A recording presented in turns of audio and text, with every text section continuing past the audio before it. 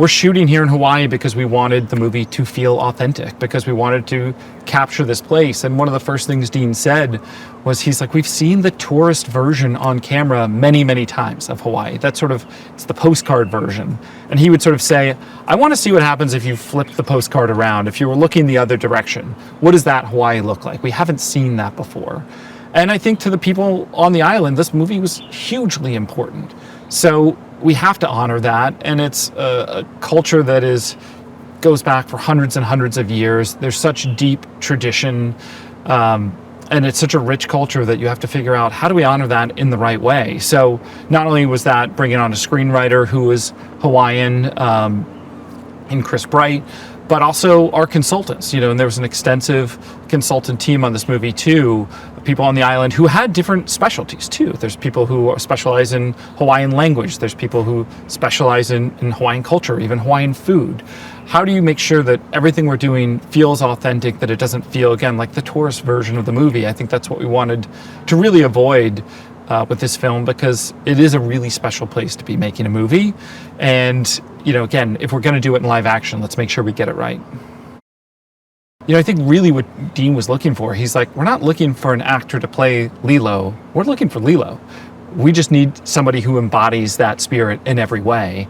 And she would come in and she would say the funniest things, and she kept telling me I was an actor and what have I been in, and she would just sort of talk back to Dean sometimes in the casting sessions and make jokes, and like, oh, she's completely fearless, she's so fun, she's got this effervescent smile, she's really strong-willed, her mother will tell you that very quickly. But she had all of that, and we'd give her a maquette, or we'd give her a stuffy and say, just pretend this is Stitch, and she could go for 10 minutes showing him around her room, the sort of fake set we built for the auditions.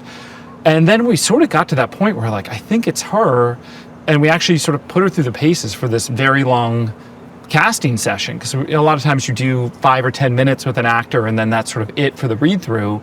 And when we did it for 2 hours, whatever it was, she never lost focus. She never lost her energy level. She has an boundless energy.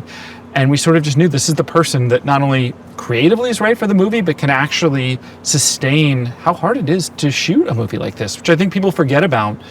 Coming to work every day for a 60-plus day shoot, and shooting on almost every day, because she's in almost every scene, it's a lot. It's a lot for anyone. And again, for a 6-year-old, it's incredible what she's done on this film.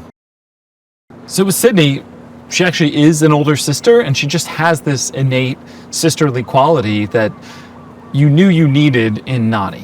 This is somebody who feels like they're wearing the weight of the world, and Sydney, I think, has had that responsibility. She's looked after her sister at different times in her life, and the second we put her together with Maya, there was that instant chemistry. There was the sort of precociousness of Maya, and there was Sydney, who felt like, I can sort of help her, I can sort of, guide her a little bit in this journey of making this movie, and really took her under the wing exactly as Nani would have. So it just felt like a really organic relationship, and you're trying to find something that felt natural and authentic. I think that's something Dean was always looking for. And again, there's a lot actors can do, but then there's certain innate qualities that they just have to have sometimes to really feel true to the role, and Sydney had that from the get-go. Yeah, it was sort of an incredible find, because what we're looking for is somebody who is a comedy director who can really nail humor, somebody who's a dramatist who really understands actors and pathos and emotion, somebody who understands animation, someone who understands design and VFX. And suddenly we saw Marcel the Shell, and we're like, oh, here's a film that does all of that. And it was not a thing that we quite honestly thought we were going to get somebody who ticked every box, and we did indeed. He actually has an animator's background, so there's such a love and appreciation for what Dean and Chris did on the original movie. We sort of joke that our writer, Chris Bright, we had our own Dean and Chris on this movie to sort of take the mantle. But he understood so much about character design, and he gets so in there with VFX in terms of what is Stitch going to look like, because he did it with Marcel. But not only that, he put Marcel in a live action environment. That obviously is a predominantly animated movie, but it looks like it's in our world. That's kind of what we're trying to do here.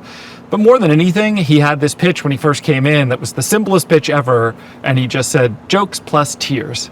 And we're like, That's it. That's all we want. It's heart and humor. If you can deliver on both of those things in a movie, you sort of get the full gamut of the emotion that we're all looking for in the movie-going experience. And he did it in his film so beautifully, and he was so passionate about this title. He just felt like the perfect choice.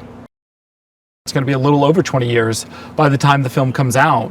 And it is that sort of perfect age of nostalgia for parents and even maybe that generation a hair under parents who grew up on this film, who want to revisit it, but want to see it sort of taken seriously. And I think that was a big thing for Dean. He wants to make a movie that, this is not a quote unquote kids movie. This is a movie that is for adults. Again, we're dealing with real issues. We're dealing with this social service and the economic disparity and all these challenges thrown at these two sisters.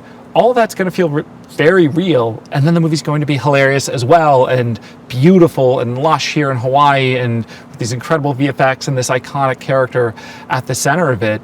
But we really talk about it's a movie for everyone. So you can capture sort of that older audience who has a nostalgia for this title, and I think really reintroduce it to a younger generation. And granted, there's parents like myself who have sort of shown their kids the movie, but kids always want something new. They want something that they feel like they can own, and this can sort of be their version of Lilo and Stitch for years and years to come.